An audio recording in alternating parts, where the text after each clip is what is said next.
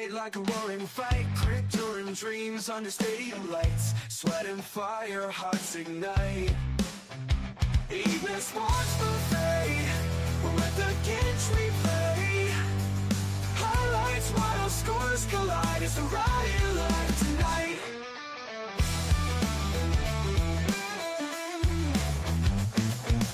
Lace drawn, bold on the chalkboard slate, rivals clash, it's a heavyweight fate.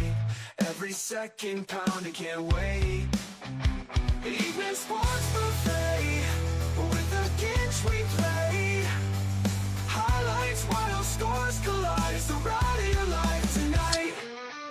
We are 2 days away from Thanksgiving, ladies and gentlemen. Happy Thanksgiving to you and yours all across the land and everywhere. Just my screen here with it. Welcome to another edition of Early Eating Sports Buffet with the Ginch. Thanksgiving edition. Welcome. Enough from the Ginch Quartet. Gobble, gobble, gobble to you.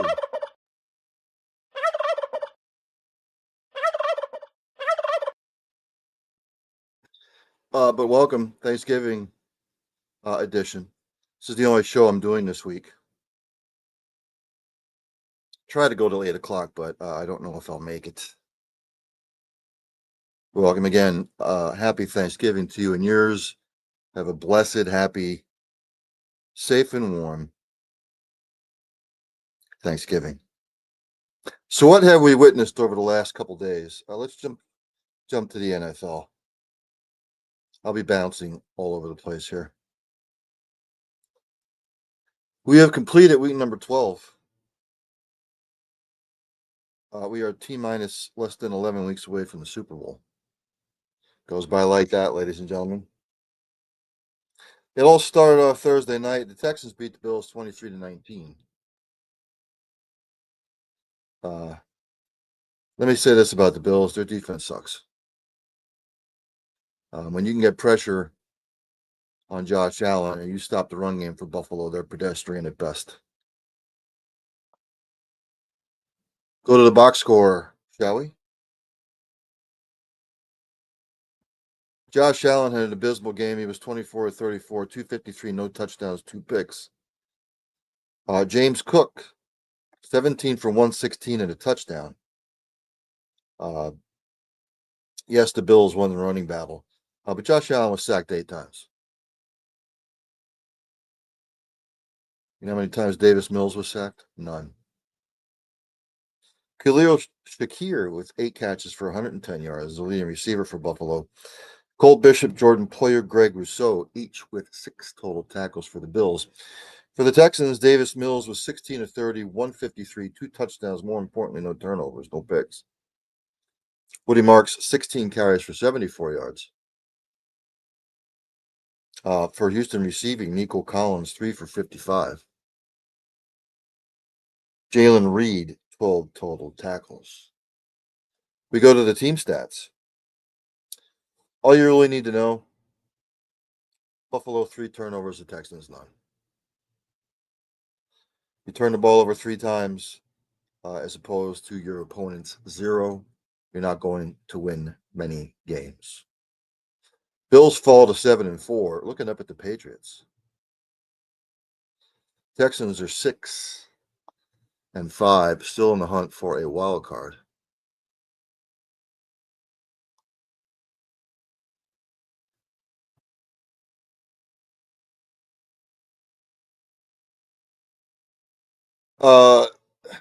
Much to the chagrin of Steel City Renegades,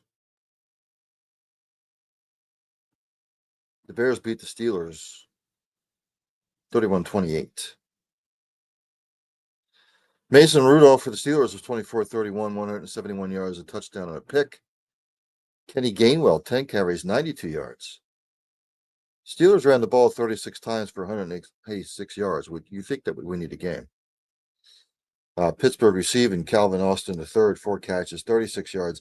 Jalen Ramsey, 9 total tackles. For the Bears, Caleb Williams with a good game, 19 of 35, 239 yards, 3 touchdowns, no picks. Kyle Manungai, 12 carries, 48 yards and a touch. Chicago receiving, DJ Moore, 5 for 64 and 2 touchdowns. Leading tackler was DeMarco Johnson, 15 total tackles. We go to the team stats.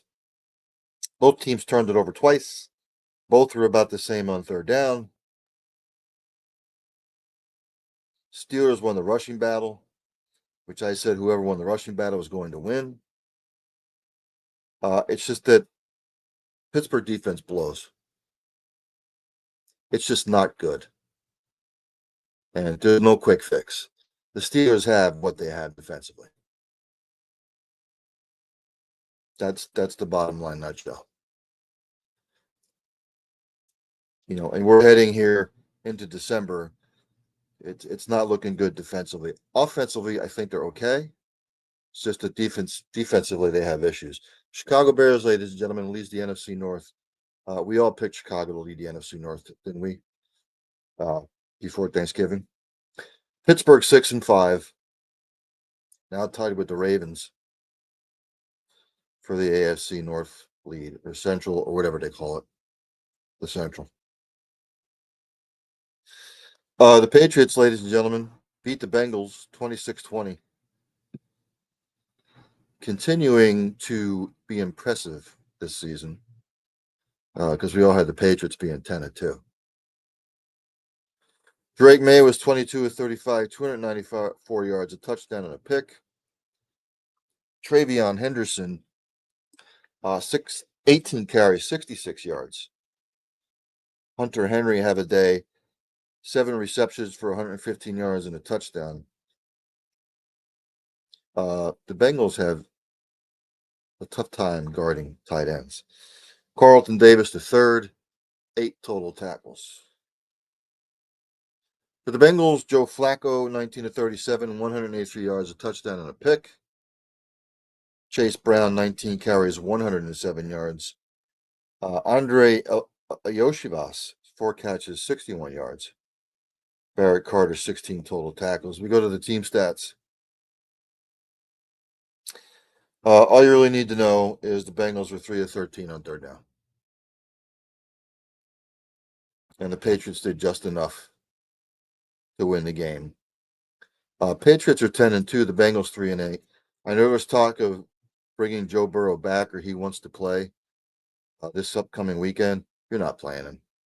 You're not playing him. For as much as he probably wants to play, Bengals are 3-8. You're not winning 6 games in a row. And even if they win 6 in a row, they're 9-8. Most likely they're not making the playoffs. If I'm Cincinnati, I'm not bringing him back to play. No way. Final in overtime, the Lions beat the Giants 34-27. The Giants, another blown lead, fired their defensive coordinator after the game, by the way. The Lions, their defense continues to unimpress. For the Giants, Jameis Winston, 18 of 36, 366, 2 touchdowns and a pick.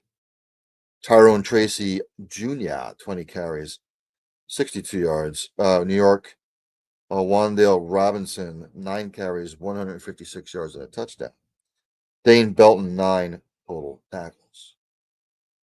For the Lions, Jared Goff was 28 of 42, 279 yards, 2 touchdowns, a pick. David Montgomery is an afterthought in this offense. Jahmyr Gibbs, 15 carries, 219 yards, 2 touchdowns. Amon-Ra St. Brown, 9 catches, 149 yards and a tutty. Jack Campbell, 11 total tackles.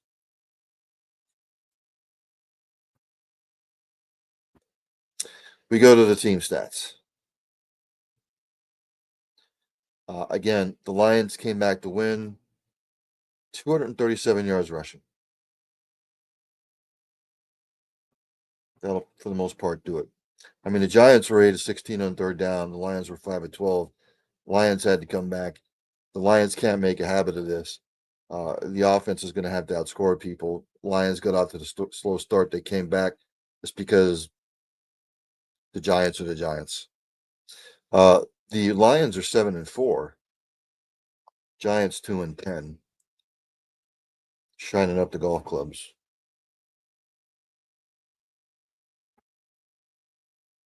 Packers beat the Vikings 23-6. Game wasn't close. J.J. McCarthy for the Vikings was 12 and 19, 87 yards, no touchdowns, 2 picks. It's growing pains, ladies and gentlemen. This is essentially his rookie year because he missed all last year with the injury. Right now, he does not look good. He looks confused. He looks bewildered. Minnesota couldn't run the ball either. 20 carries, 93 yards collectively. When you can't run the football and you're relying on your quarterback, who's a rookie essentially, it's not going to work out too well. Justin Jefferson, 4 catches, 48 yards. Blake Cashman, 16 total tackles. For the Packers, Jordan Love, 14-21, 139, no touchdowns, no picks. Emmanuel Wilson filling in nicely for the injured Josh Jacobs, 28 carries, 107 yards, 2 touchdowns. Again, ladies and gentlemen, it's not rocket science. Run the damn football. 28 carries, 107 yards, 2 touchdowns. That's ball control. Isaiah McDuffie, 9 total tackles. Christian Watson had 5 catches for 49 yards. The team stats, again, the Vikings lost a rushing battle, turned it over 3 times. Green Bay didn't turn it over any. They were 2-9 on third down. It doesn't look good for the Vikings at all. Just doesn't. Better things are on the horizon, probably, but right now, not good. Packers are 7-3-1. Vikings are 4-7.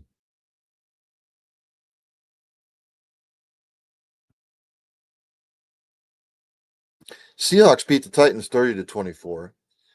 Titans a little bit better, playing a little bit better, anyways.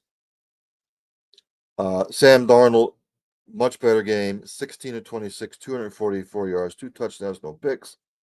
Kenneth Walker III, 11 carries, 71 yards. Jackson Smith and Jigba continuing to have an MVP caliber type season. 8 catches, 167 yards, 2 touchdowns. Drake Thomas, 10 total tackles.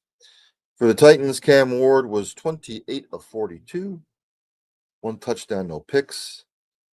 Collectively, Tennessee, 22 carries, 64 yards, and a touchdown. Gunnar Heim, 6 catches, 51 yards receiving. Kevin Winston Jr., 10 total tackles. The team stats.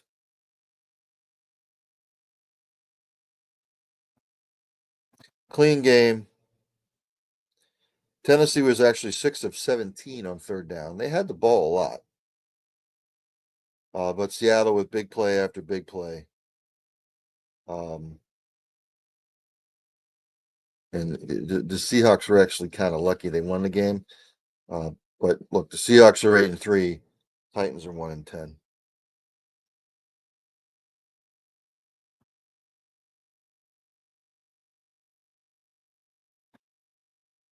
My Chiefs had to come back to beat the Colts in overtime, 23-20.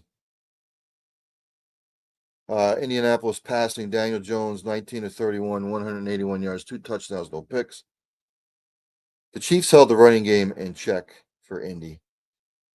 16 carries, 58 yards for Jonathan Taylor.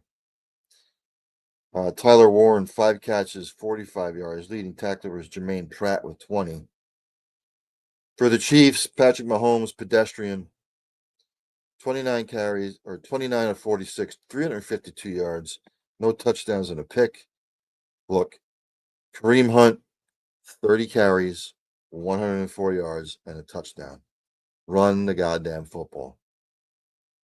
Rashee Rice, 8 catches for 141 yards receiving. Brian Cook, 8 total tackles. We go to the team stats. Kansas City turned it over twice, Indy none. But Kansas City outrushed Indianapolis. They were better on third down. They were better on fourth down. Looks like the Colts may have had the victory, but Kansas City comes back right now, saves their season for another week. They are 6-5 overall. The Colts are 8-3.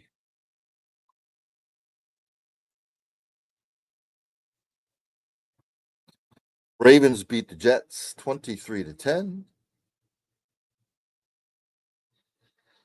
For the Jets, Tyrod Taylor 17-28, 222 yards, a touchdown, and a pick.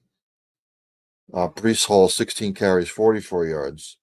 He also caught 4 for 75. Jermaine Sherwood 13 total tackles. Lamar Jackson was 13-23, 153 yards, no touchdowns, no picks. Derrick Henry 21 carries, 64 yards, 2 receiving touchdowns. Zay Flowers 5 catches, 58 yards receiving. Leading tackle was Roquan Smith with 11. Really, all you need to know about the game is the Jets turned it over twice, Baltimore none. Baltimore won the rushing battle. Baltimore was horrible on third down, by the way. But they continue to win games. It's their 5th straight. They're sitting at 6-5. The Jets now 2-9.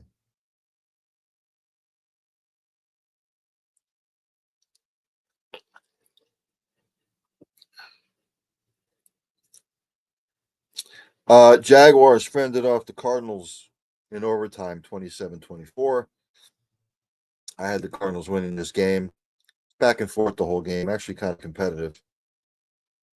Trevor Lawrence, 18-30, 256 yards, 3 touchdowns, but he threw the 3 picks. Not good. Travis Etienne Jr., 15 carries, 86 yards. Receiving, Brenton Strange, 6 catches for 93 yards. Andrew Wingard and Foyesade Olakun, 10 total tackles apiece. For the Cardinals, Jacoby Brissett, 33-49, 317 yards, a touchdown, no picks. Not good when your quarterback's putting it up almost 50 times. Collectively, Arizona couldn't run the football. 20 rushes for 55 yards. Michael Wilson had a good game receiving, 10 for 118.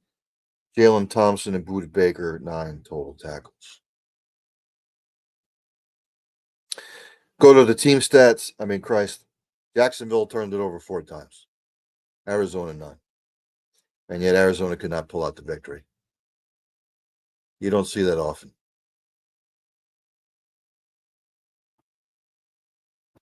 You just don't see that often. Even Arizona had a defensive special teams touchdown.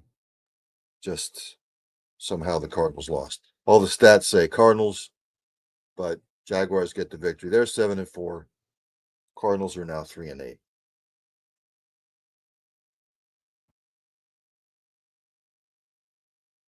The Cowboys beat the Eagles 24-21. A lot of Philadelphia fans are upset.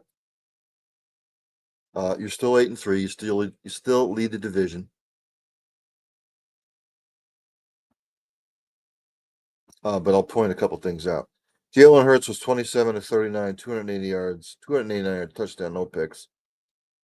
Saquon Barkley had 10 carries for 22 yards. You brought him there for a reason, and it's not to run the ball 10 times for 22 yards. And people will say, well, the offensive line's not playing well. I don't care. You don't abandon a run. You're up 21-0. You don't abandon a run. You pound the rock. If he carries it 25 times for 90 yards, so what? You pound the rock. A.J. Brown's happy. 8 catches, 110 yards, and a touchdown. Zach Bond, 9 total tackles. For the Cowboys, Dackety Dak, 23-36, 354 yards, 2 touchdowns, and a pick. Javonte Williams, 20 carries, 87 yards. George Pickens, 9 catches, 146 yards, and a tutty. Reddy Stewart, 6 total tackles. Both teams turned it over twice. Cowboys won the running battle. Both teams were the same on third down. You win the running battle. Cowboys outrushed the Eagles 31 times to 18. Cowboys 5-1. The Eagles are 8-3.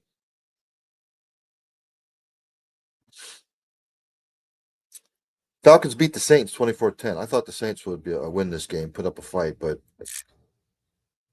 Kirk Cousins, admirable, 16 to 23, 199 yards, 2 touchdowns and a pick. Bijan Robinson, 14 carries, 70 yards. Darnell Mooney, 3 catches, 74 yards and a pick. D. Alford, 10 total tackles. For the Saints, Tyler Shuck, 30 of 43, 243 yards, no touchdowns and a pick. You can't expect him to throw 43 times and win the game. He also ran the ball 7 times for 22 yards. Not good. Chris Olave, 9 catches, 70 yards receiving. Demario Davis, 11 total tackles. We go to the team stats. Again, Falcons won a turnover battle, won the rushing battle, hence the W. Falcons 4-7, the Saints 2-9.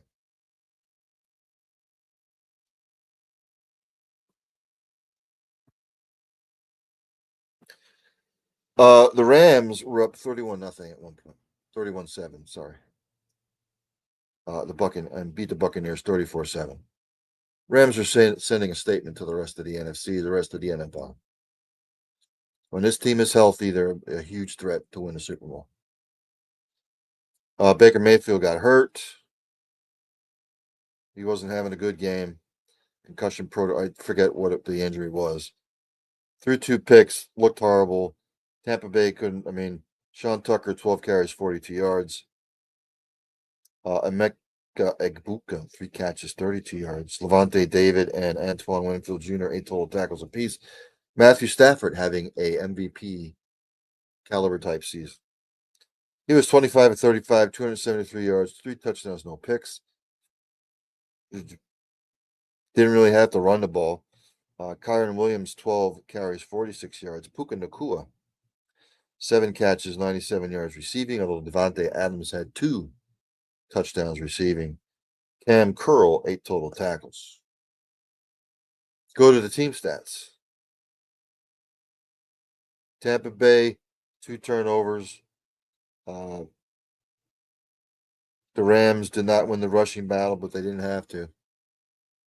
Big play after big play after big play. LA defensive touchdown. Just the turnovers killed him. Mayfield getting hurt killed him. It's a whoop ass. Rams are 9-2. The Buccaneers now 6-5.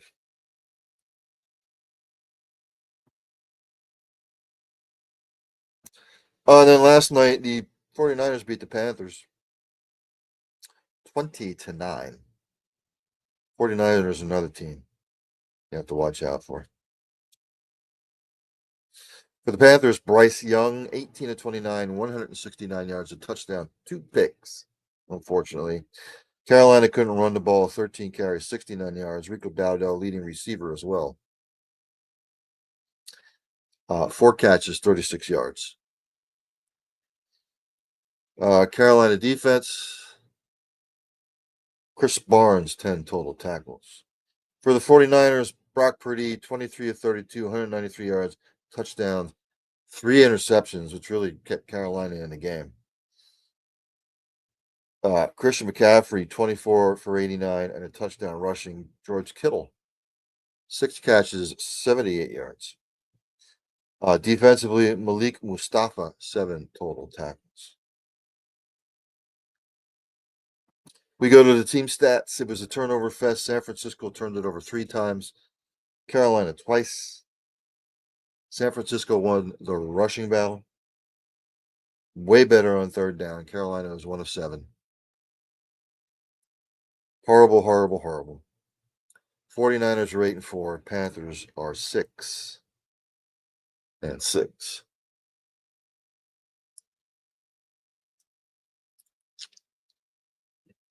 So, where does that leave us standings wise?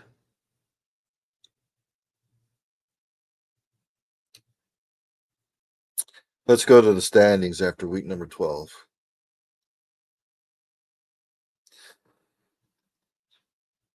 AFC East, Patriots on top, 10-2. The Bills second, 7-4.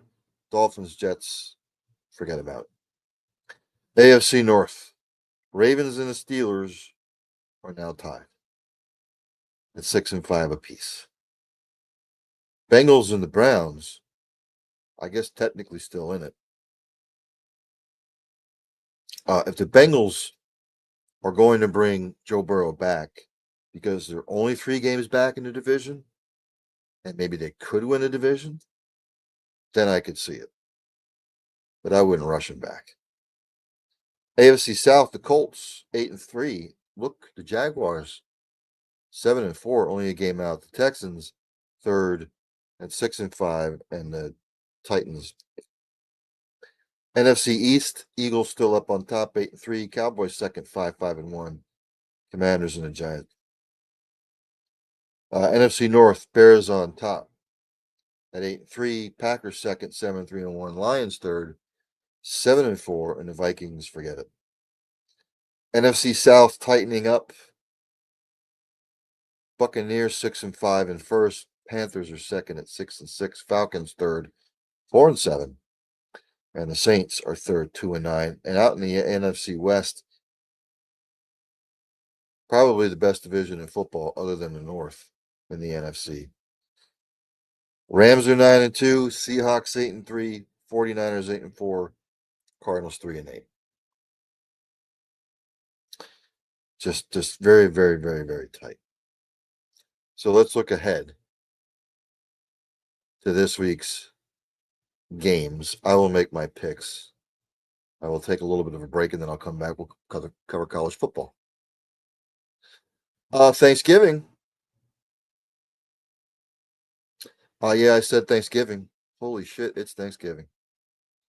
Holy shit, it's Thanksgiving.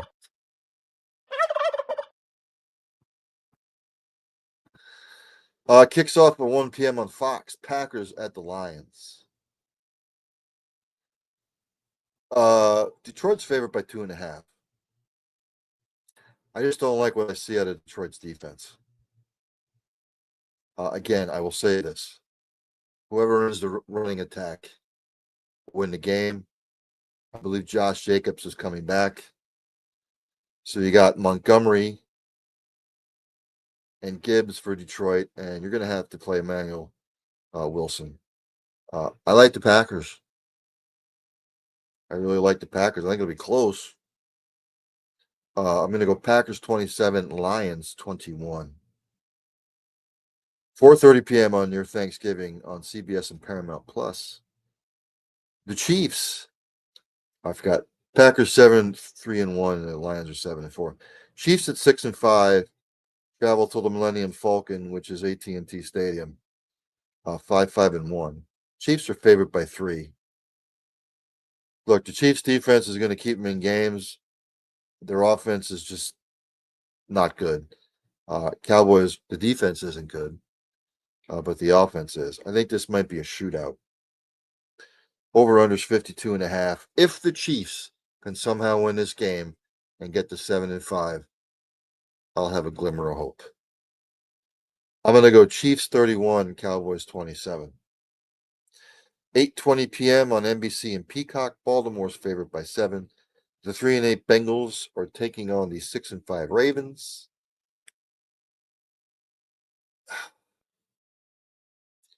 My gut instinct's telling me the Bengals for some reason, but my head's telling me the Ravens. I'm going to go Ravens here because the Bengals defense is just horrid. I'll go Ravens 33, Bengals 20. And yes, there's a Friday game. Don't ask me why. It's stupid. It's asinine, and it's idiotic. Not for Eagles fans, because I'm sure the Eagles fans will all be down there. Black Friday on Prime Video at 3 p.m. The 8-3 Bears at the 8-3 Eagles. Philadelphia's favored by 7. Again, look, Caleb Williams is playing better. I'll give him credit. The Bears are playing good football. This could be a get-right game for Philly. I know some people will be on the Bears. I just think in this particular instance, I think the Eagles' defense makes the difference. And I think you will see Saquon Barkley get 20 to 25 touches in the backfield.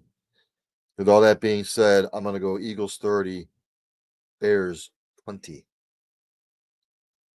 Then we get to the Sunday games on 1 p.m. on CBS. The 8-4 49ers at the 3-8 Browns. San Francisco's favored by 4.5. I get it. Shador Sanders is starting, even though Dylan Gabriel's coming off concussion protocol. This is going to be a lesson for him in his second start. Look, the Browns defense is solid. I'll give him credit. They'll keep him in the game. 49ers win, though. 49ers 27, Browns 17.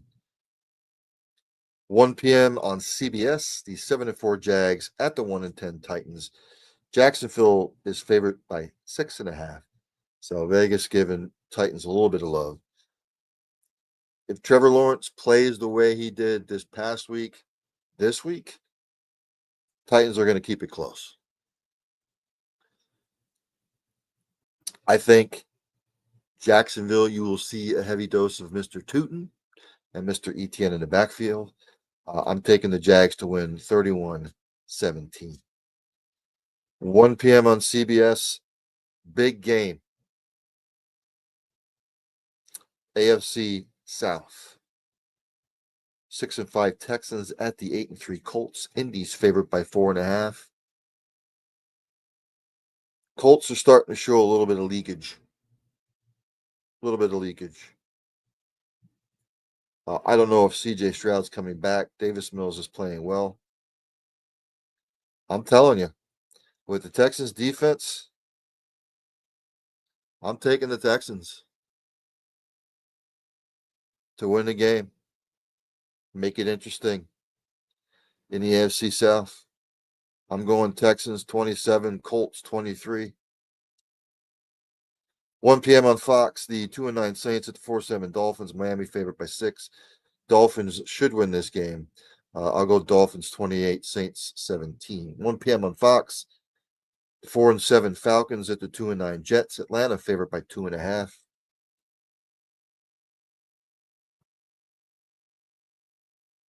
It's going to be 48 degrees. I can't believe I'm saying this. I think the Jets win an ugly game. I'm going to go Jets 24, Falcons 20. 1 p.m. on Fox, the 3-8 Cardinals at the 6-5 Buccaneers, who are tailing off fast. Buccaneers are favored by 3.5. Weather should not be an issue. It's going to be 82 degrees. I don't know what's going to happen with Baker Mayfield, if he plays or not. I'm taking the Cardinals anyway. The Buccaneers are fading.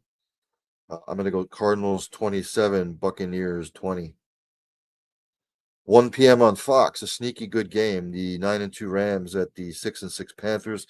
Rams favored by 10.5. Panthers need to play better than they played against the 49ers. Rams right now are a machine.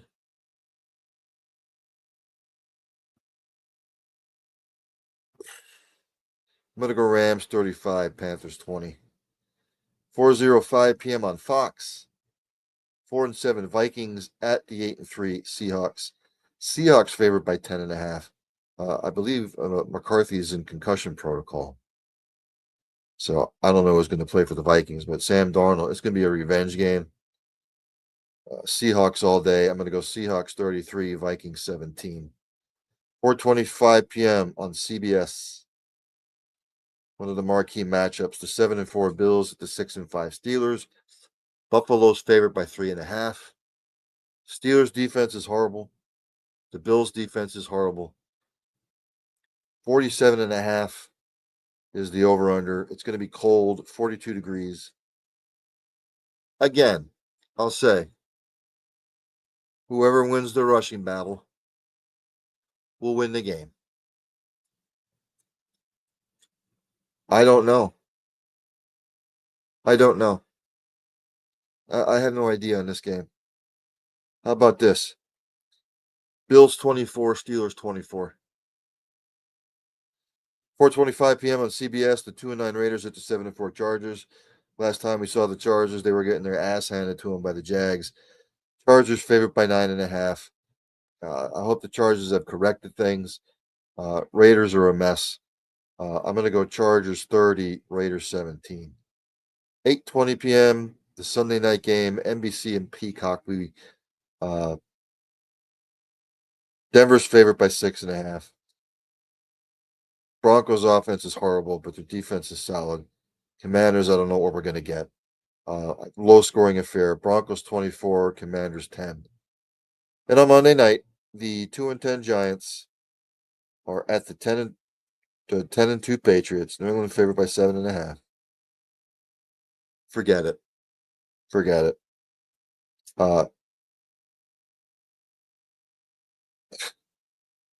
Patriots 31, Giants 17. So there you have it. There you have it. So I'm going to take a little bit of a break. I'll come back, and then we will go over some NCAA football. And I believe tonight they are coming out with the rankings, although I probably won't be on live when they come on. But I'm going to take a little bit of a break, and I'll come back, and we'll hit college football.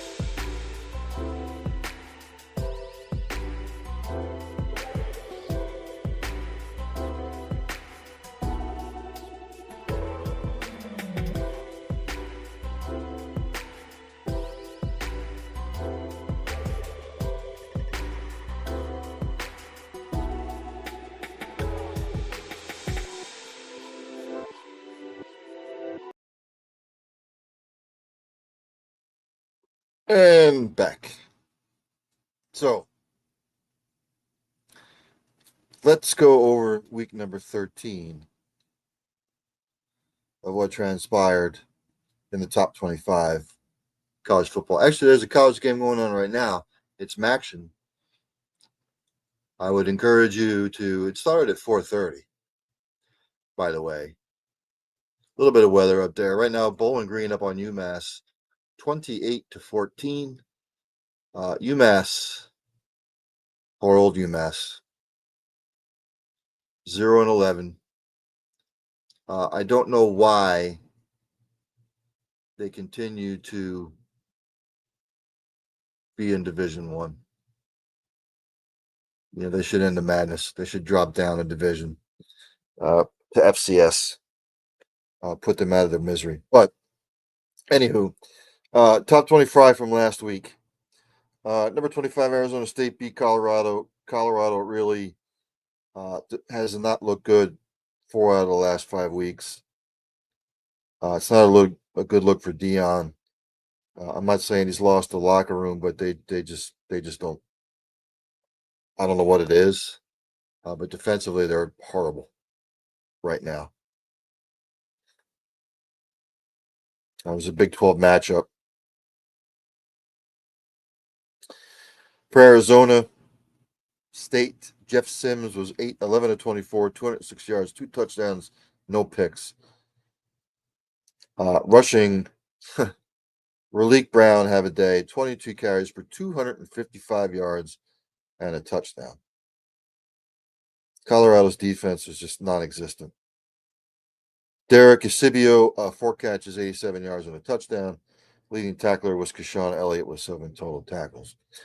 For Colorado, Julian Lewis, 19 of 38, 161 yards, a touchdown, no picks.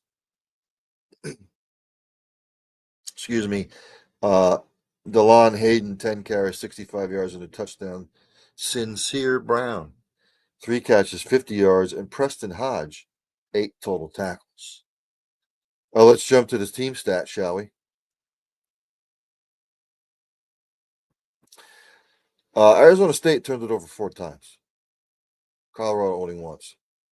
But when you're getting outrushed 355 to 135, that kind of makes up for it. Again, Colorado's rusty. Their defense is it's not good. Not good at all. I mean, Arizona State was 3 of 13 on third down. Colorado was 5 of 18. But again, it's just when you cannot stop the run, even though Arizona State turned it over those 4 times. Sean Dunn tuning in. I know that guy. Haven't seen him in a couple years, but I know that guy. Yes, I know him well. Thanks for tuning in, Mr. Dunn. Hope everything is well with you. I always check him out on Facebook. And it seems like he's doing well, and that's good for him. Really good for him. So yeah, Arizona State now 8-3 overall, 6-2 in the Big 12. Colorado 3-8 overall, 1-7 in the Big 12. I don't know why I go over the loser. Shouldn't be if they don't have a winning record.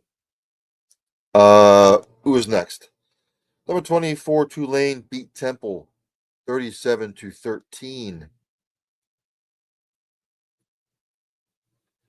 Tulane, we'll find out tonight if they're still in the college football playoff as a 12 seed. Jake Retzlaff was 17-28, 231 yards, 2 touchdowns, no picks. Jamari McClure, 17 carries for 122 yards. Shaz Preston, 5 catches, 96 yards, and a tutty. Chris Rogers, 8 total tackles for Temple. Evan Simon, 21-32, 168 yards, 2 touchdowns, no picks. The problem for Temple, 20 carries for 20 yards. Evan Simon was sacked a lot. Colin Chase, 5 catches, 59 yards, and a tutty receiving. Javier Morton, 8 total tackles. You look at the stats again. You're being outrushed 175-20. Just, just Temple, not good. Tulane is 9-2 overall. They are 6-1 in the American Conference. It's not the AAC anymore. It's just the American Conference. Houston has fallen off the grid. TCU beat number 23 Houston last week, 17-14. Defensive struggle for a lot of the game. And it didn't help. Look, TCU, Josh Hoover was 24-33, 293, 2 touchdowns, but he threw 3 picks. Jeremy Payne, 18 carries for 103 yards rushing. Joseph Manjack, the fourth, 9 catches for 95 yards, the leading receiver. Caleb Elarms or 15 total tackles. For the Houstons, Connor Wiegman was 15-29, 161, 2 touchdowns and a pick. He also ran the ball 15 times for 114 yards. Amari Thomas, 5 catches, 72 yards and a tutty. Jalen Garter, Eddie Wallace, third, 9 total tackles. We go to the team stats.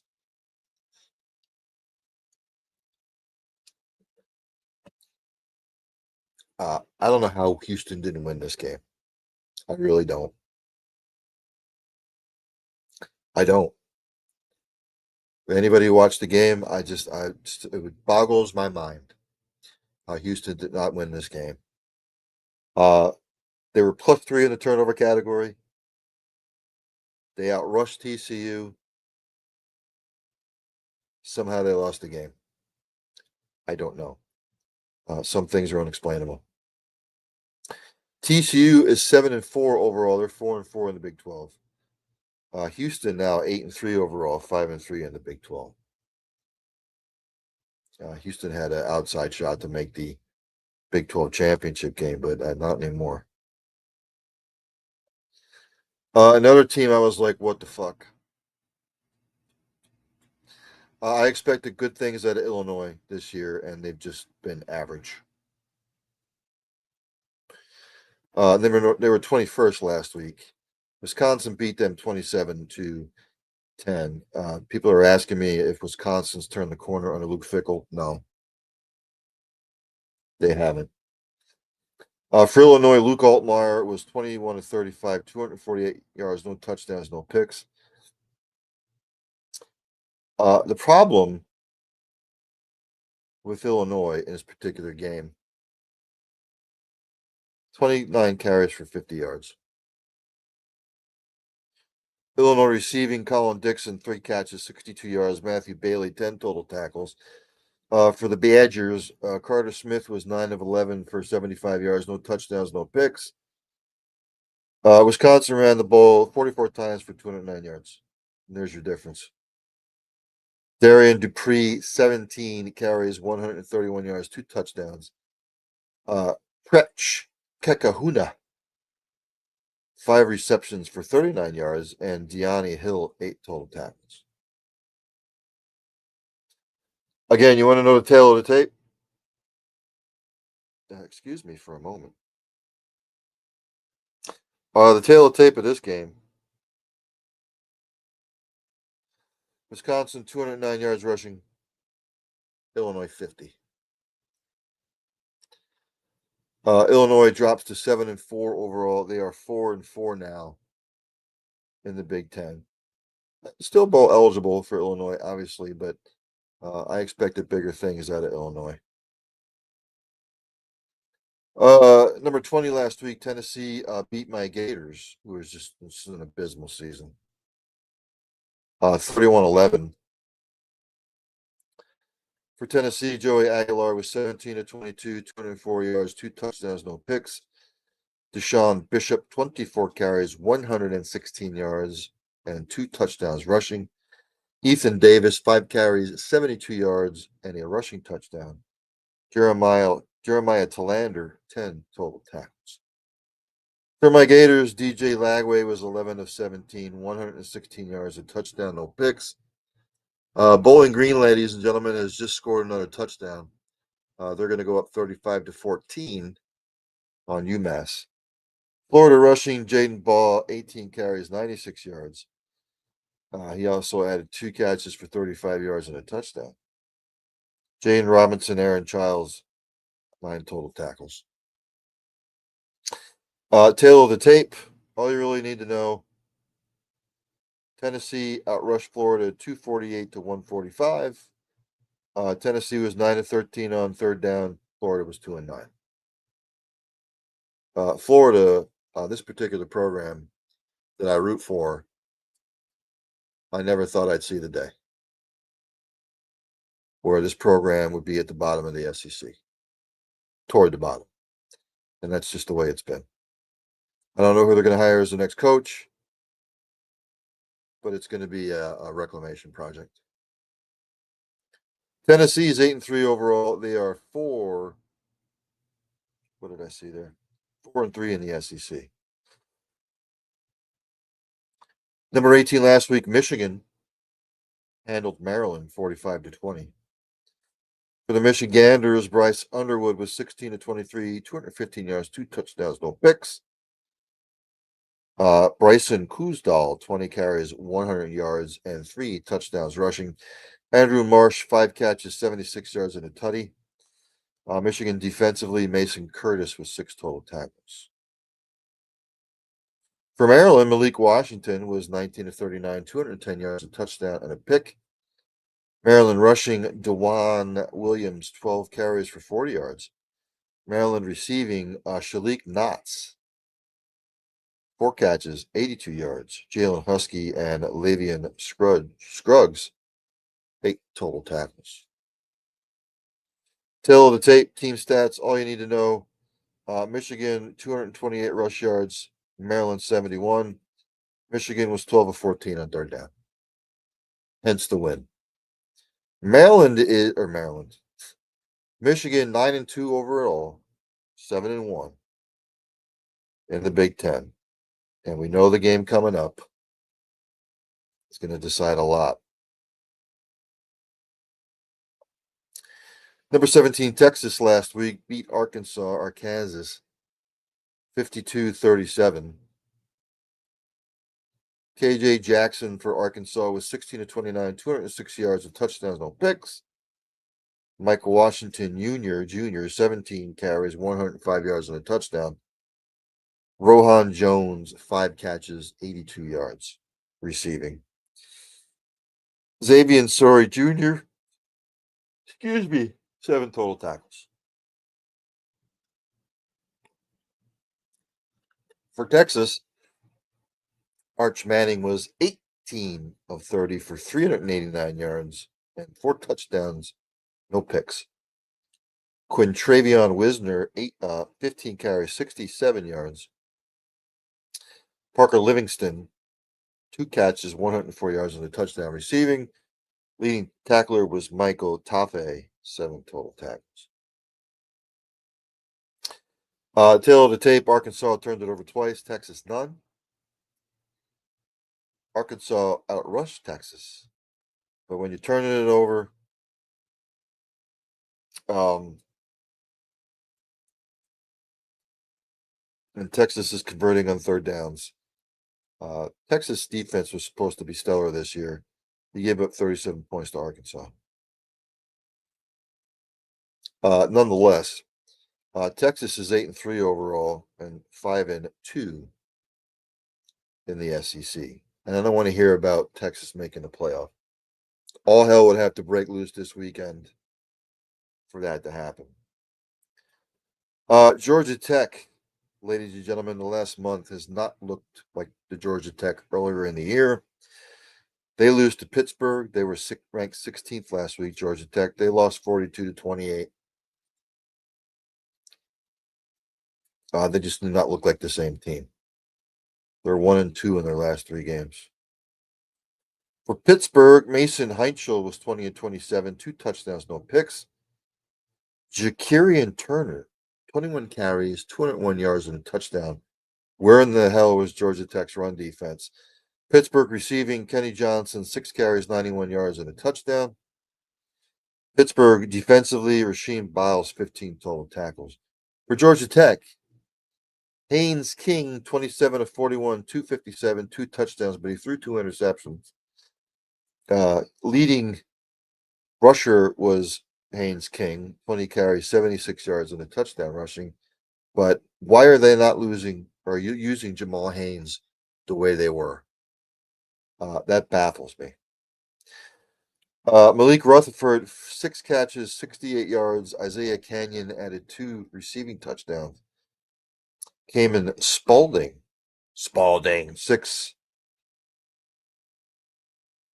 uh, six total tackles. We go to the team stats.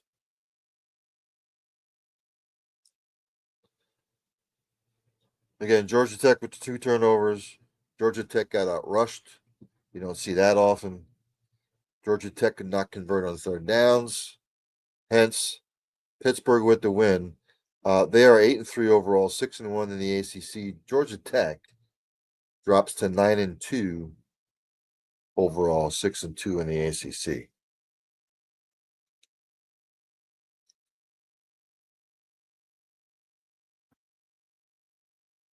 Vanderbilt handled Kentucky. Vanderbilt was ranked 14th last week. They beat Kentucky 45-17.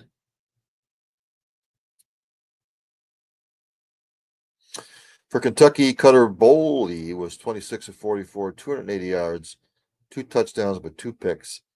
Really, neither team could run the football. Kentucky ran it 19 times for 31 yards. Willie Rodriguez, 6 catches, 78 yards for the Kentuckians. Kentucky defense, Devereen Rayner, 15 total tackles. For Vandy, Diego Pavia was 33 of 39, 484 yards, five passing touchdowns, one interception. You pump the brakes on the Heisman talk. It was against Kentucky. He ran the ball 15 times for 48 yards and a touchdown. Vandy couldn't run it either. 25 carries, 65 yards collectively. Receiving, Trey Richardson, 6 catches, 159 yards, three touchdowns. Junior Sherrill added 8 catches for 115 yards and a receiving touchdown. Many Vanderbilt tacklers at 4 tackles apiece. We go to the team stats. Really all you need to know. Kentucky turned it over 3 times to Vandy's 1. Vanderbilt, 539 passing yards, hence the blowout. Vanderbilt is 9-2 overall, 5-2 in the SEC.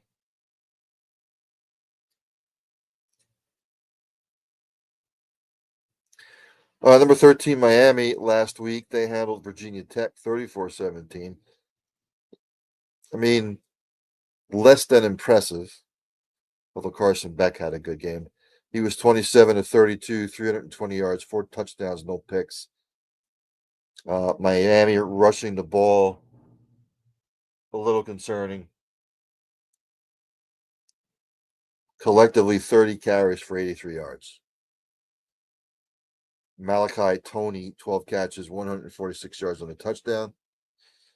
Zachariah Poiser, 10 total tackles. For Virginia Tech, Kyron Drones, 12 of 21, 124 yards, no touchdowns, no picks. Virginia Tech ran the ball on Miami, 37 carries for 194 yards collectively. Virginia Tech receiving Aiden Green, 5 for 95. Tyson Flowers, Noah Chambers, 8 total.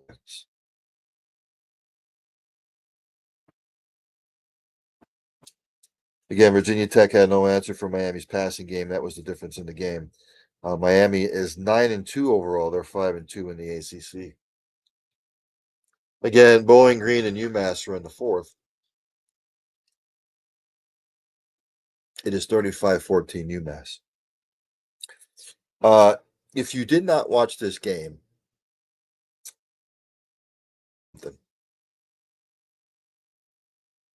I don't know how Kansas State lost to Utah, but Kansas State was kicking Utah's ass. Utah's defense didn't show up. Offensively, they were struggling. Yet somehow Utah won 51-47. Been that kind of year for Kansas State. For Kansas State, Avery Johnson was 12 of 23 for 102 yards, a touchdown, and a pick. Joe Jackson, no, not from the Jacksons, 24 carries, 293 yards, 3 touchdowns rushing. Ladies and gentlemen, Utah's defense, where were they? Kansas State ran the ball 42 times for 472 yards and 5 touchdowns, and yet they lost. Jerron Tibbs, 6 carries for 45 yards receiving. VJ Payne, 10 total tackles. For Utah, Devin Dampier was 18 of 33, 259 yards, 2 touchdowns, no picks. Wayshawn Parker, 19 carries, 100 yards. Bert Ficklin, 3 rushing touchdowns. Dampier, 2 rushing touchdowns. J.J. Buchanan, 2 catches for 74 yards, their leading receiver. Lavani Damuni, 11 total tackles. We go to the team stats. Kansas State ran the ball for 472 yards. Utah ran it for 292 yards. Both were perfect on third down or fourth down. Utah was better on third down. I want to know how Kansas State lost the game. I think there were 6 minutes left. Kansas State was up 47-37. Somewhere of that nature. But Utah wins. They are 9-2 overall, 6-2 in the Big 12. It's just an abysmal performance by both defenses, by the way. In a game that I thought Cincinnati may win, but I think I picked BYU. Number 11 BYU last week, they beat Cincinnati 26-14.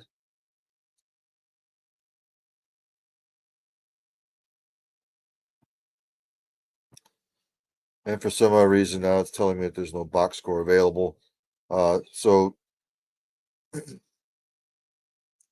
BYU is 10-1 overall, 7-1 in the Big 12. Cincinnati 7-4 overall, 5-3 in the Big 12. In a shame on you scheduler, number 10 Alabama beat Eastern Illinois 56-0. I'm not going over the stats. I just stop scheduling fucking cupcakes. Any team that's Division 1, stop scheduling cupcakes.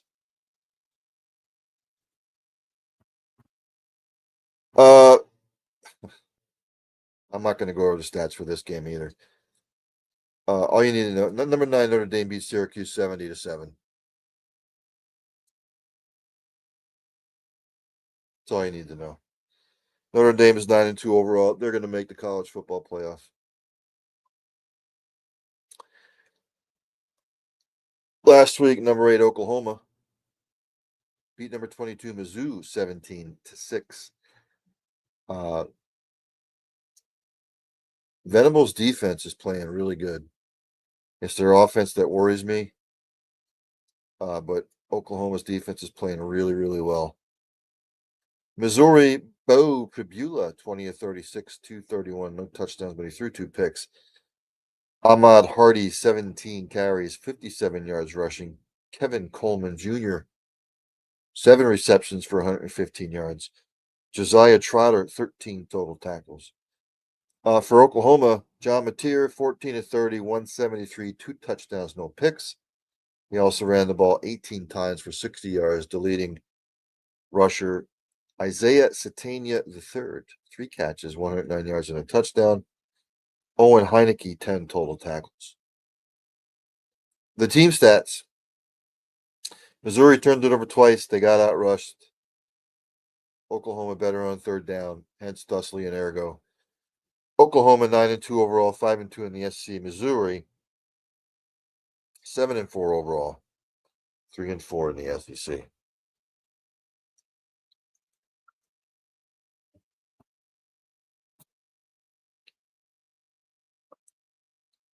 as we follow the bouncing ball. Number 7, Oregon handled number 15, USC, 42-27. I picked Oregon to win. For USC, I always butcher the name, Jaden Mayava. He was 25 of 43, 306 yards, 3 touchdowns passing, but he threw 2 picks. USC could not run the football, 28 carries, 52 yards collectively. Chinook Hines, 6 catches, 141, and a touchdown receiving. Desmond Stevens III, 17 total tackles. For the Oregonians, Dante Moore, 22 of 30, 257, 2 touchdowns and a pick. Noah Whittington, 19 carries, 104 yards and a touchdown. Kenyon Sadiq, 6 catches, 72 yards, 2 touchdowns receiving. Bryce Betcher, 13 total tackles. We go to the team stats.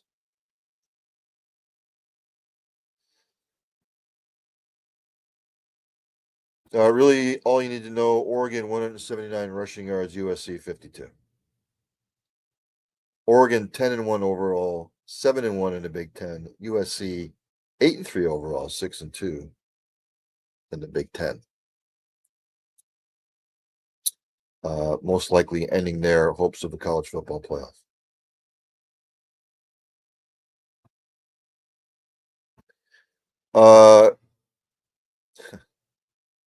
Here's 3 games. I'm not even going to go over the stats. Number 4, Georgia beat Charlotte 35-3. Number 3, Texas A&M beat Samford 48-0. And Ohio State, number 1 in the land, beat Rutgers 42-9. So, let's go to this week's top 25 games. I will pick my game of the week, and then I will pick another edition of You Get the Finger. I'm just going to go as they're going to be played. 12 p.m. ABC, number 6 Ole Miss at Mississippi State. Mississippi is favored by 7.5. It's the Egg Bowl, ladies and gentlemen. What could have been for Mississippi State this year if they just won a couple more games, they really should be 7-4. Look, rivalry game, anything can happen. Ole Miss wins this, they're playoff bound. They lose, might be iffy. I'm going to go Ole Miss 33, Mississippi State 20. 12 p.m. on ESPN, number 12, Utah travels to Kansas. Utah favored by 11.5. Kansas is a mess. Utah better watch out, though. They can't play like they did last week, this week. Utah 42, Kansas 17. 3:30 p.m. These are Friday games, by the way. Number 4, Georgia at number 16, Georgia Tech. Give me just a second.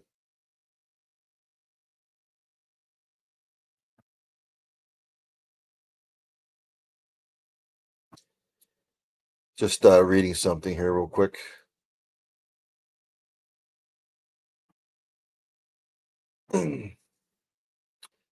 Let's see.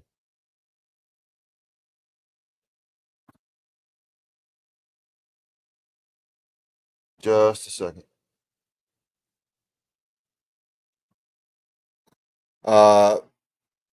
Georgia's favored by 13.5. I don't know if they'll cover. I'm going to go Georgia 38, Georgia Tech 27.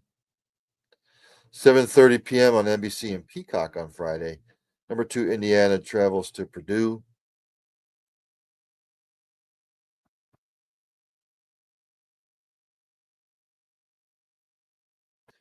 It would be the old Oaken Bucket that they play for. Indiana's coming off a bye. Forget it.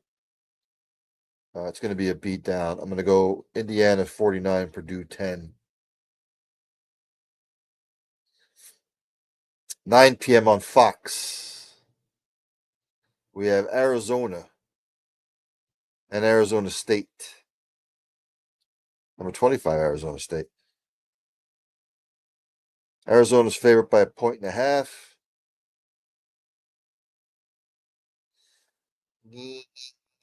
I don't know. I'll go Arizona State, but it's going to be close. I'll go Arizona State 30, Arizona 27.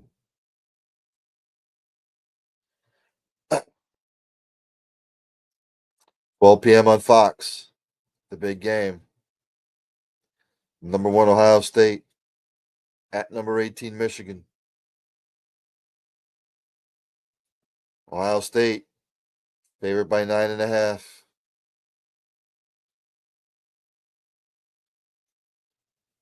I can't believe I'm going to say this because I'm not a fan of Michigan, but until Ohio State can prove it, Michigan 28, Ohio State 27.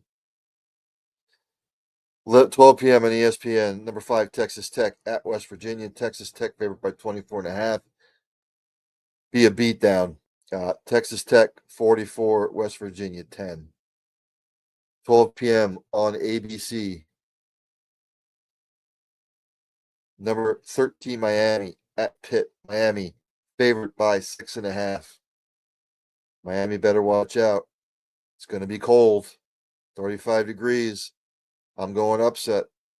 I'm going Pittsburgh 28, Miami 24. 12 p.m. TNT, HBO Max, number 23, Houston at Baylor. Baylor's favored by 2.5. I've got to agree with him. Houston's not playing well.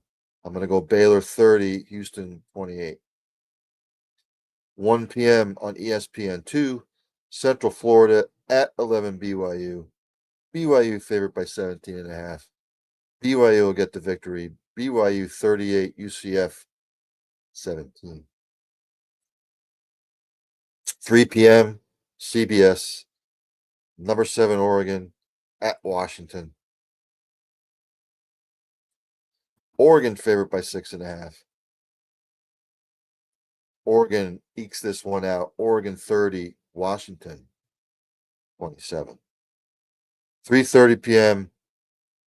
LSU at Oklahoma, number 8, Oklahoma. Oklahoma favored by 10.5. Don't think Oklahoma will cover that spread. I think Oklahoma gets a close victory. I'm going to go Oklahoma 27, LSU 24. 3 p.m. ESPN. Number 14, Vandy at number 20, Tennessee. Tennessee favored by 3.5. Look, Vandy, great season. I just think Tennessee will eke this one out. Tennessee 31, Vanderbilt 27. 3:30 p.m. on the SEC Network. Number 22, Missouri at Arkansas. Mizzou favored by 2.5. I think Missouri gets it right this week. Missouri 30, Arkansas 24. 7 p.m. ESPN, Virginia Tech at number 19, Virginia for the Commonwealth Cup. Virginia favored by 8.5. I think Virginia wins. Virginia 35, Virginia Tech 21. 7:30 p.m. on ABC. Number 10, Alabama at Auburn, the Iron Bowl. Alabama favored by 6.5. I've got Alabama winning. Alabama will win 31-17.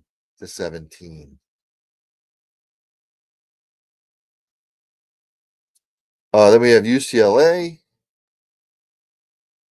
at number 15, USC. This is for the victory bell. USC favored by 21.5. Forget it. USC 42, UCLA 10.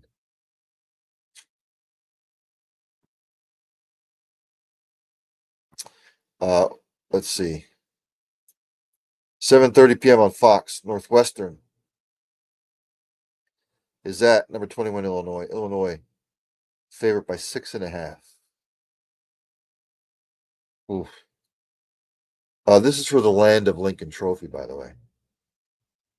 I'll still go Illinois, but it's going to be close. I'll go Illinois 31, Northwestern 27. 7:30 p.m. Charlotte at number 24, Tulane. Forget about it. Tulane's going to boat race them. Tulane 50, Charlotte 10.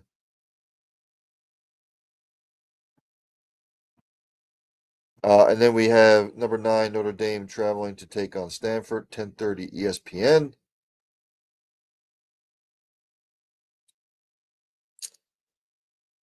Notre Dame is favored by 32.5. Stanford's not good. Stanford just, I know they beat Cal.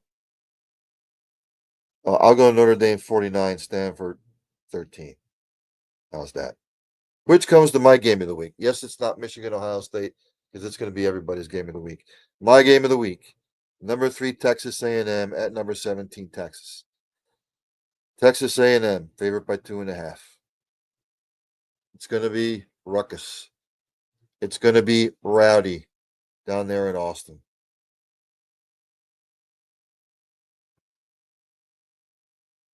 Give me just a second here.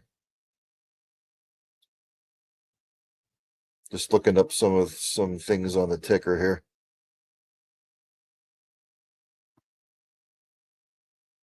Going back and forth on this game.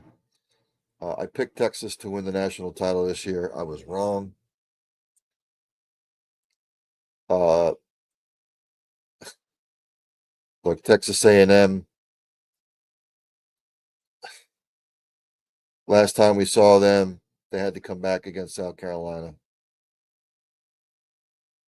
Again, back and forth, back and forth, back and forth. I'm sorry, but they know what's in front of them.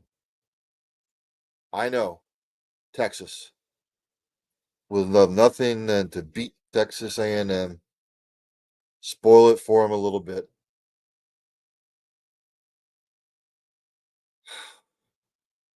Should I take them or not? Should I take Texas? Should I take Texas?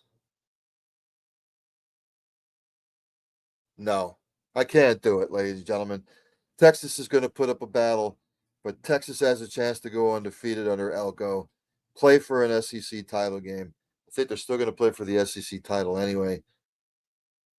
Which brings me to my edition this week of who gets the finger. Texas A&M gets the finger this week. They will win this game. It's going to be close, but they win. I'm going to go Texas A&M 30, Texas 30. Yes, ladies and gentlemen, the Aggies, you get the finger, ladies and gentlemen.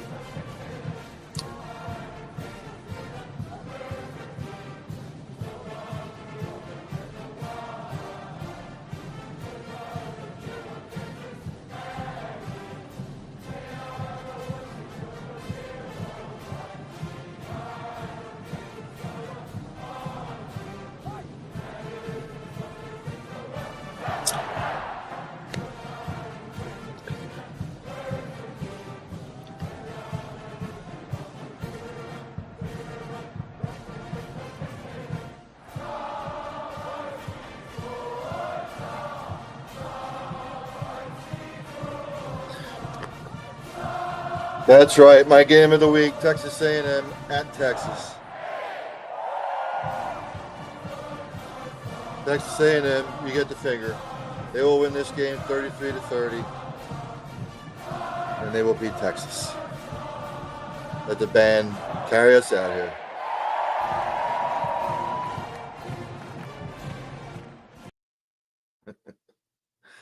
Yeah, I'm gonna take a little bit of a break. I'll be back. I was probably gonna go over some NBA and NHL and X, Y, and Z, and then we'll wrap it up. Again, take a little breaky break, and then I will be back with more Early Evening Sports Buffet with the Ginch on the Cole County Entertainment Network.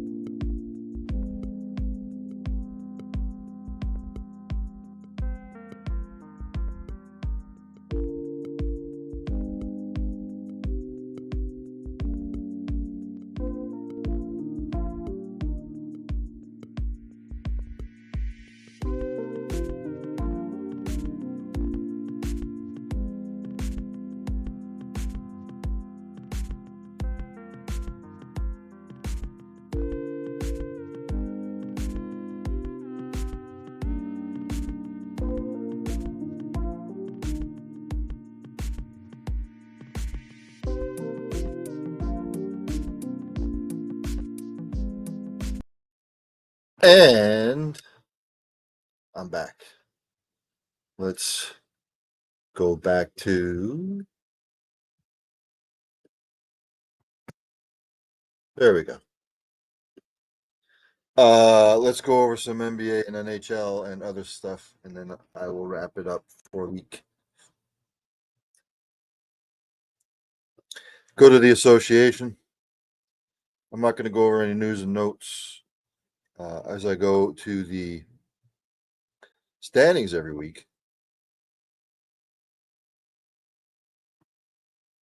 NBA in the Eastern Conference, Detroit Pistons sit on top, 15-2. The Raptors are second, 13-5. They're 2.5 back.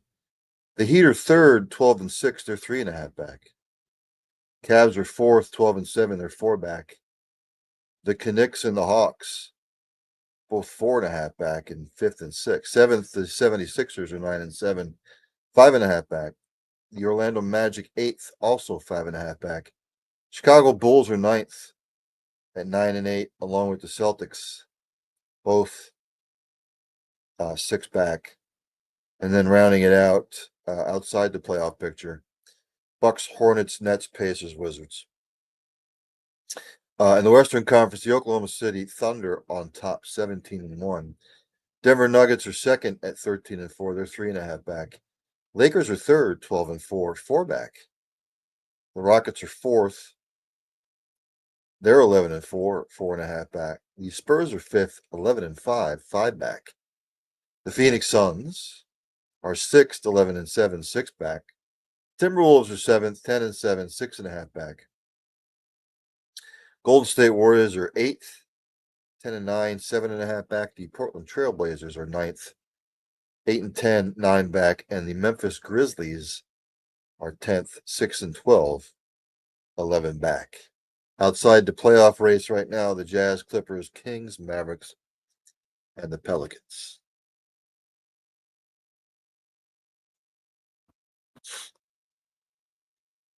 Scores from yesterday, the Pistons beat the Pacers 122-117.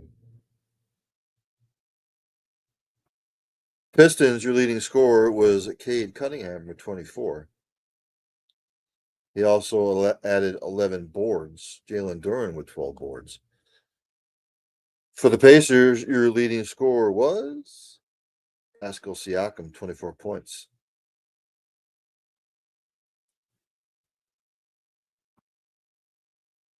The Raptors beat the Cavaliers 110-199. For the Cavaliers, your leading scorer was Donovan Mitchell with 17. For the Toronto Raptors, your leading scorer was Brandon Ingram with 37 points, and Scotty Barnes added 11 boards, and Jacob Poletti, 13 boards.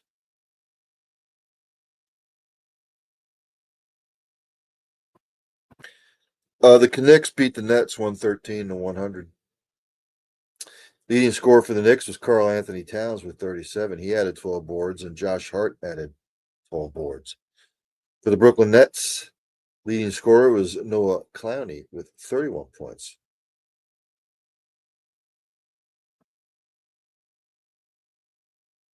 The Heat beat the Mavs 106-102. For the Mavericks, your leading scorer was PJ Washington with 27. Daniel Gafford added 11 boards. And for the Heat, your leading scorer was Tyler Hero with 24 points. And Khalil Ware added 18 boards. Nuggets beat the Grizz 125-115. Leading scorer for the Cavs, Donovan Mitchell, was 17. Oh, no, that's not right. Why did it just do that to me?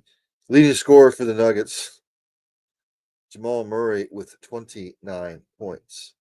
Nikola Jokic, triple-double, 17 points, 10 boards, 16 assists. For the Grizz, his leading scorer off the bench was Jock Landale, and he also added 10 points. The Bowling Greens just scored again. It's going to be 45-14 late in the fourth quarter. Trailblazers beat the Bucks 115 to 103.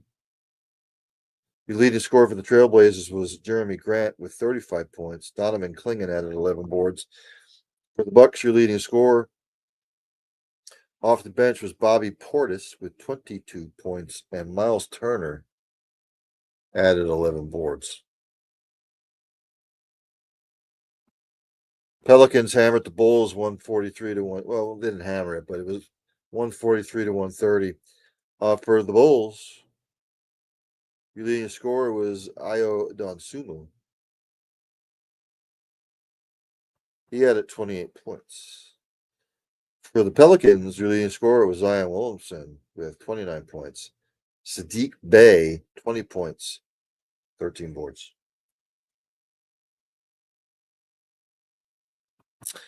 Rockets beat the Suns 114 to 92. For the Rockets, your leading scorer was Amen Thompson with 28 points. For the Phoenix Suns, your leading scorer was Dylan Brooks with 29 points, and Nick Richards added 11 rebounds. Warriors beat the Jazz 134 to 117. Leading scorer for the Jazz, Keontae George, 28 points. For the Warriors, leading scorer Stephen Curry with 31 points. And the Kings beat the Timberwolves 117 to 112. For the Timberwolves, leading scorer Anthony Edwards with 43 points. Rudy Gobert added 13 boards. For the Kings, your leading scorer was DeMar DeRozan, 33 points. Keegan Murray added 14 boards. Light slate in the association today. Right now, in the first, the Wizards are hammering the Hawks 32 to 11. Later on, 8 o'clock, Magic at the 76ers, 11 p.m., Clippers at the Lakers. Let's jump to the NHL, shall we?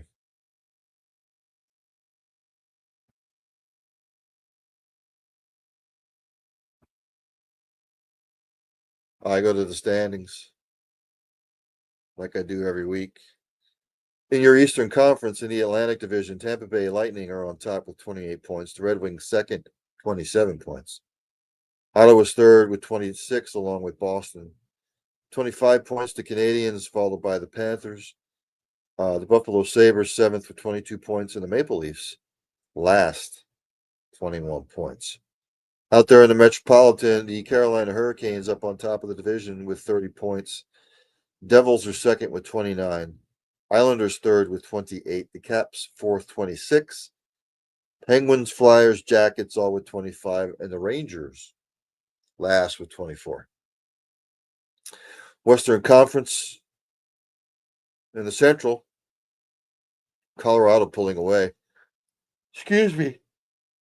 With 37 points. Stars are second with 30 points. Wild are third with 28 points. The Mammoth fourth with 27 points. Winnipeg and Chicago fifth and sixth with 24 points. The Blues 20 points in seventh. The Preds last with 16. In the Pacific, the Anaheim Mighty Ducks on top, 29 points. Kraken and the Kings both tied with 28 points. Vegas fourth, 27 points. Sharks, Oilers fifth and sixth with 25 points. Vancouver Canucks seventh with 20 points. And the Calgary Flames last, 19 points.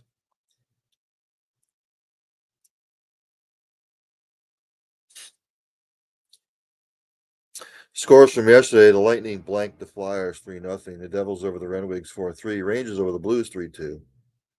Caps over the Blue Jackets 5-1. The Panthers hammered the Preds 8-1. Mammoth all over the Golden Knights 5-1. And the Kings beat the Senators 2-1. Only one game in the NHL tonight. At 9 o'clock, the Stars are at the Oilers.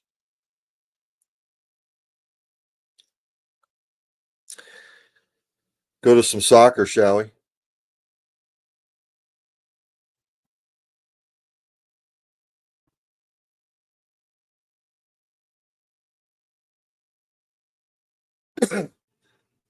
I only do the Premier League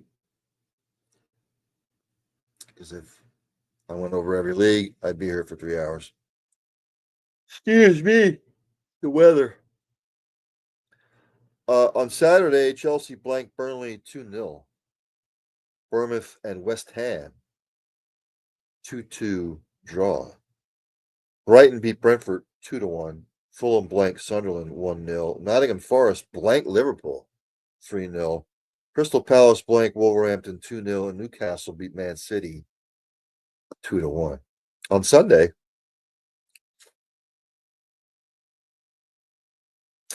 Aston Villa beat Leeds 2-1, and Arsenal hammered Tottenham 4-1.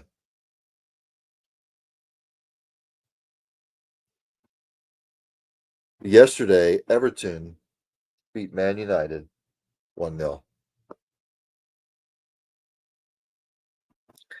Today, Champions League, Benfica beat Ajax 2-0. Union St. Gilloise beat Galatasaray 1-0.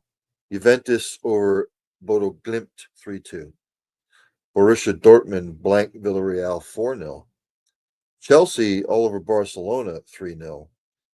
Bayern Leverkusen over Man City 2-0. Marseille 2-1 over Newcastle. Napoli over FK Karabag 2-0, and Slavia Prague and Athletic Club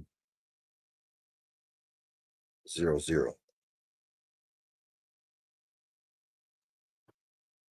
Tomorrow, Champions League, FC Kebenhaven plays Karat Almaty.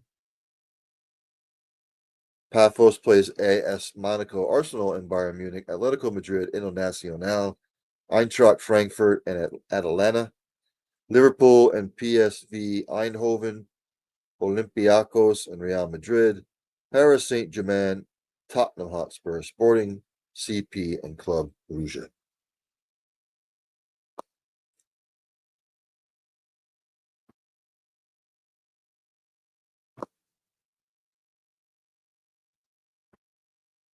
English Premier League this particular weekend. I'll make my picks. Brentford hosts Burnley. I'm going to go for a 2-2 draw. Man City hosts Leeds. Man City 3, Leeds 1. Sunderland hosts AFC Bournemouth. I am going to go a 1-1 draw. Everton hosts Newcastle. Everton playing better. I will go Everton 2, Newcastle 1. Tottenham hosts Fulham. Also, I'll go Tottenham 2, Fulham 1.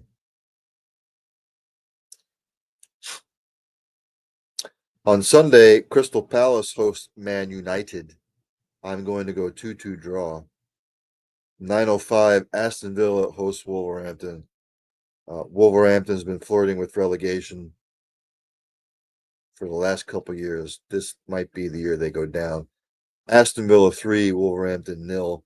Nottingham Forest hosts Brighton. I will go 1-1 draw. West Ham hosts Liverpool. I'll go Liverpool 2-1. Chelsea against my Arsenal squad in a London derby. I'm going to go Arsenal 2, Chelsea 1. So I think that's going to wrap it up for me. As I say at the end of every show, practice compassion, practice empathy, have passion for what you do. Hug somebody every once in a while. You might make their day. Tell somebody you love them. You might not get a second opportunity.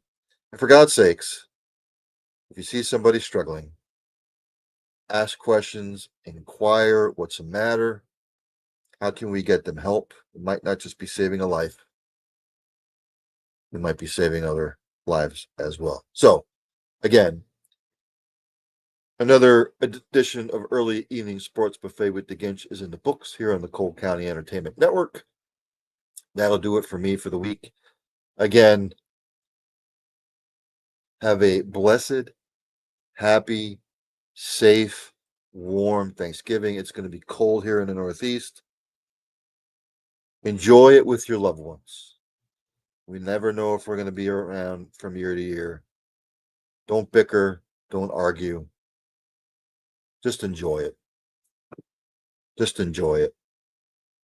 Because we don't know how many of these holidays we have left.